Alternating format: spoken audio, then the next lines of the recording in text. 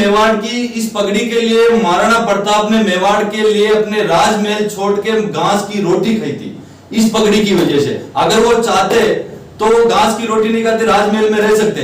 तो ये पगड़ी मेवाड़ की नहीं, पूरे राजस्थान की ये पगड़ी हमारे आन मान शान है। ये पगड़ी, इस पगड़ी का अपमान हम कभी जिंदगी में बर्दाश्त नहीं करेंगे। आज हमारे साथ हैं नरेश फौजी, जो फौज में अपनी सेवाएं देकर इस देश की रक्षा करते हैं, और आज यहाँ एक विशेष मुद्दे को लेकर आप यहाँ पधारे हैं। एक बात बताएं, क्या कुछ है मामला और किस प्रकार की यहाँ स्थिति चल रही जिसकी वजह से आज आपको कैमरे के सामने आना पड़ा, और क्या कुछ विषय है? नमस्कार। आप इस पूरे हिंदुस्तान में ये मुद्दा है, आप सब लोगों के पास ये मुद्दा पहुंच गया। पूरे हिंदुस्तान में जो मेवाड़ की आन मान शान वो पगड़ी आपके सामने इस कैमरा के माध्यम से दिख रही होगी। ये बुजुर्ग हमारे साथ बैठा हुआ है, इस पगड़ी का जो अपमान किया है उस पगड़ी के माध्यम से हम आपके पास आए हैं। क्या कुछ मामला है, क्या कुछ पगड़ी को किस प्रकार से उछाला गया है, और किस प्रकार की जनता तक क्या आज है, इनका क्या जवाब है, क्या इनको जवाब देना चाहिए?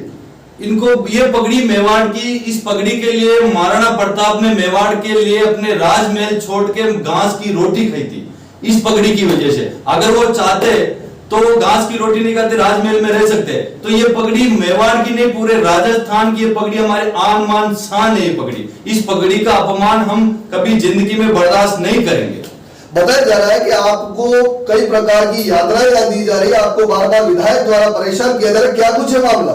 हम परेशानी से डरने वाले नहीं है, हम बहुत बड़ी मुसीबत से जीने वाले इंसान है। हम देश के सैनिक होते हुए मैं बॉर्डर की रक्षा करूं, मेरा फर्ज बनता है कि मेरी मेवाड़ की, मेरा ये धर्म है कि मेरे मेवाड़ इस संकट में है, तो मैं इस संकट में मेवाड़ के 36 कौम के साथ लगूं। इस पगड़ी का अपमान जो किया, उस पगड़ी का बदला हम उस नेता से लेना चाहते हैं।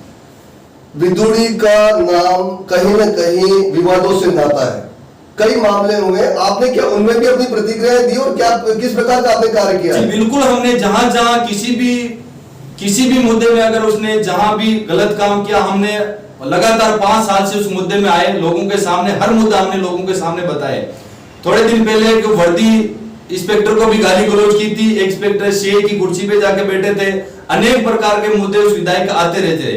तो हमने हर मुद्दे लोगों के सामने रखे, और ये मुद्दा बहुत ही बड़ा है, ये मेवाड़ का अपमान है। तो इस मुद्दे को हम आज आपके माध्यम से लेकर जनता के बीच में ये मुद्दा जाना चाहिए। एक बात बताएं, इस प्रकार की स्थितियां हो जाती है, विधायक जो 5 वर्षों तक जनता की सेवा के लिए आते हैं, और 5 वर्षों जब इनके चुनाव होते हैं, चुनाव का समय चलता है, घर घर जाकर इनके हाथ पैर जोड़ना सारे काम करते हैं, उसके बाद इस प्रकार से ये पैरों में गिरा कर पगड़ी का अपमान करते हैं, क्या कुछ कहना चाहेंगे इसके बारे में आप? जी, ये नेता 5 साल के लिए बनते हैं, इस मेवाड़ की जनता के लिए इन लोगों ने, हमने अपनी शरण दी थी। ये यहाँ का नहीं, दिल्ली से आकर इन मेवाड़ के लोगों को, आपको पता है ये लोग कितने बोले होते हैं। ये मेवाड़ के लोग बाहर के आदमी को एक देवता के समान पूजते हैं, उनको ये जनता ने देवता के ऊपर अपने सिर पे बिठाया, लेकिन उनके भावना इन पगड़ी के अपमान किया है। इस पगड़ी का बदला इस मेवाड़ की 36 कौम और पूरे हिंदुस्तान का अपमान है,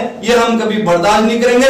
अगर उस नेताजी ने ये अपमान नहीं किया तो आज हमारे सामने ये बुजुर्ग और वही पगड़ी आपके सामने बैठी हुई, वो जो दिल्ली से बैठ के फरमान जारी कर रहे हैं कि हमने उस पगड़ी पे लात नहीं मारी, तो वो लात नहीं मारी तो फरमान जारी करने के बजाय क्या जरूरत आ गई? इतने दिन पहले भी विवादों में रहे, कभी वीडियो जारी कर मेवाड़ के लोगों को नहीं बताया कि इस पगड़ी में, इस वीडियो में मैं नहीं हूं। वो सीसीटीवी का कैमरा उनकी लात उठ रही है, गाली गलौज कर रहे, लात मार रहे, वो पगड़ी पूरी होटल में गोल पूरे दीवार के चक्कर मारी थी, बुजुर्ग आदमी वहां खड़ा था, इनका बेटा साथ में था, तो वो वीडियो फर्जी कैसे हो सकता है? मुझे एक बात बताएं, इतना सब कुछ होता है, जनता जानती है, इस प्रकार के विधायक यहाँ आते हैं, बाहर से आकर चुनाव लड़ते हैं, और एकदम से यहाँ फ्लाइट में उतरकर यहाँ राजनीति करने लग जाते हैं।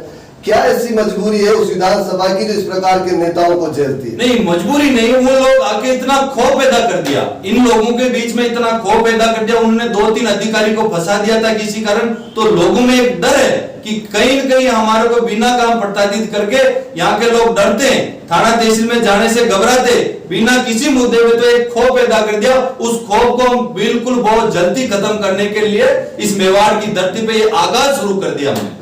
मुझे एक बात बताए, बात जहां पार्टियों की आती है, तो कांग्रेस पार्टी की ऐसी क्या मजबूरी है जो ऐसे विधायकों को टिकट देती है? ये कांग्रेस पार्टी किसी पार्टी की बात मैं आपके सामने नहीं करूंगा, ये पार्टी की मजबूरी नहीं है, पैसे के दम पे टिकट लेगा। कांग्रेस से ही है ना, जिस पार्टी से है वो आला कमान को छोड़ना चाहिए। माननीय राहुल गांधी से मैं अपील करना चाहता हूं कि आप देश देश में घूम के आपकी पार्टी को आप मजबूत करें, ऐसे नेताओं का पहचान करके अपनी पार्टी को मजबूत कीजिए। और आप लोगों इस आदमी को टिकट देके भेजते ऐसे भोले भाले उस मेवाड़ की धरती पे, हम कभी इस नेता को बर्दाश्त नहीं करेंगे और ये बली पैसे से टिकट लेके आ जाए।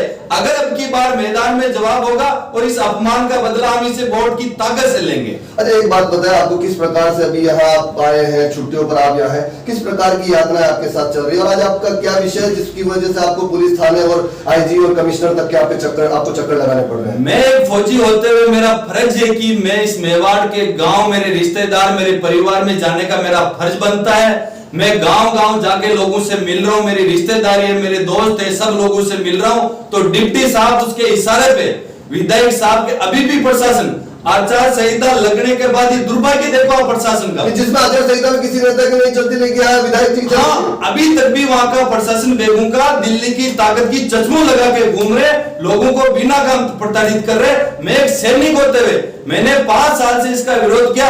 आम आदमी की बोलने की कोई वहां जरूरत ही नहीं, उसके बिना बेगू में रावत बाटा में चिड़ी नहीं बजती, इतना उसका खौफ है। इस प्रकार की जनता को कैसे इनको हटाया जाएगा, कैसे इनका निवारण होगा, ये तो आने वाला समय बताएगा। इन साहब के साथ कब क्या हुआ, आप ये जानकारी बताएं। इन बुजुर्ग आदमी के साथ किसी समाज का मैटर था हमारा, उस समाज में हमारा समाज का फैसला कर दिया था, समाज ने झगड़ा तोड़ दिया था। ये बुजुर्ग आदमी को वहां की प्रशासन उनको बिना काम परेशान किया जा रहा, तो क्षेत्रीय विधायक है वहां के, इन लोगों ने वोट की ताकत से उसको विधायक बनाया, तो इनका फर्ज बनता है कि मैं उनके पास जाके मेरी ये गुजारिश करूं कि मेरी पुलिस मेरे से बिना काम परेशान की जा रही है, आप उसे थोड़ा फोन कर दीजिए, मैं गरीब आदमी हूं तो मेरी थोड़ी सुनवाई हो जाएगी। अरे पगड़ी कांड जो हुआ था वो कब का है? ये पगड़ी लगभग 2 साल का है। इन बुजुर्ग आदमी को जब पगड़ी पे लात मारी थी, ये होटल से बाहर निकले थे, कुछ गुरके वहां होटल के बाहर ही खड़े थे। इस बुजुर्ग आदमी को वही धमका दिया था कि आपको होटल के अंदर कुछ हुआ, उसको आप बाहर बताएगा तो आपको परेशान करेंगे, आपको जान से मार देंगे। तो ये बुजुर्ग उस जेल की गुट्टी को अंदर पी के 2 साल तक बैठा रहा। अब आचार संहिता लगने के बाद वो वीडियो हमारे सोशल मीडिया में हमारे पास आया, तो इस बुजुर्ग के बेटे के मोबाइल में गया तो इसका रूंगटे खड़े हो गए कि आज अब मेरी इज्जत क्या बची है, पूरी मेवाड़ की इज्जत अपने पांव से रोंदी, तो ये बर्दाश्त नहीं कर पाया है बुजुर्ग। बादशाह आप क्या चाहते हैं?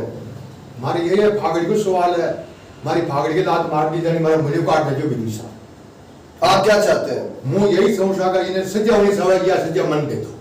अच्छा, या तो आपको सजा मिले या उनको सजा मिले, या उसको सजा मिलनी चाहिए, या मन दे दो। आप जनता से क्या मैं मेवाड़ की जनता से छत्तीसगढ़ से अपील करना चाहता हूं, ऐसे नेता को आप पहचाने और ये नेता आपका भला करने वाले नहीं। ये लगता 5 साल तक यहाँ लूट मचाई, गरीबों की जमीनों पे कब्जा किया, गरीबों की किसी भी गरीब का एक भला किया। हम चाहते हैं कि यहाँ की मेवाड़ की बहन बेटियां पढ़ लिख करके IAS बने, कलेक्टर बने, लेकिन इनके मानसिक खराब है, इनकी ये सोच नहीं कि मेवाड़ के लोग, मेवाड़ के बच्चे, मेवाड़ के युवा आगे जाए। इनका सिर्फ यही सोच है कि मैं इनके ऊपर परमानेंट शोषण करूं, मेरा परिवार यहाँ पे राज करे।